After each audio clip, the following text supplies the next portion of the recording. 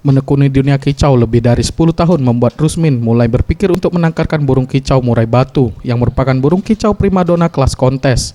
Dengan bermodalkan uang 200 juta rupiah, dirinya mulai membangun penangkaran murai batu dari berbagai wilayah di Indonesia, mulai dari Medan, Jambi, Aceh, dan Pasaman.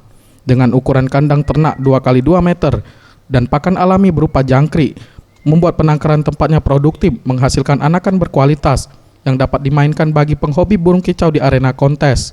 Menurutnya, untuk mencetak anakan murai batu yang berkualitas tergantung dengan karakter indukan dan perawatan sehari-hari, karena jenis burung murai batu ini memiliki sifat dapat menirukan suara burung lain. Hal inilah yang membuat harganya sangat mahal. Untuk harga anakan umur 1 bulan di penangkarannya dijual dari harga 3-3,5 juta rupiah. Pak, dengan burung murai batu tersebut. Ada berapa indukan yang kita siapkan di sini? Di sini ada 13 pasang, Pak. Jenisnya apa aja? Ada Pasaman, ada Aceh, ada Medan, ada Jambi. Yang paling banyak dicari anakannya yang mana, Pak? Semua rata-rata 13 ini dicari orang semua. Apa, Pak?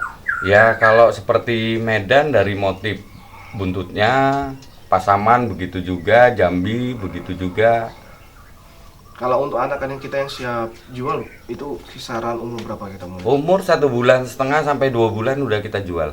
Berapa kisaran harganya, Pak? Itu 3 juta sampai 3.500.000. Untuk omset sendiri setidaknya dalam 1 bulan penangkaran murai batunya dengan kode ring rasa ini dapat menghasilkan pundi-pundi rupiah mencapai 30 juta rupiah.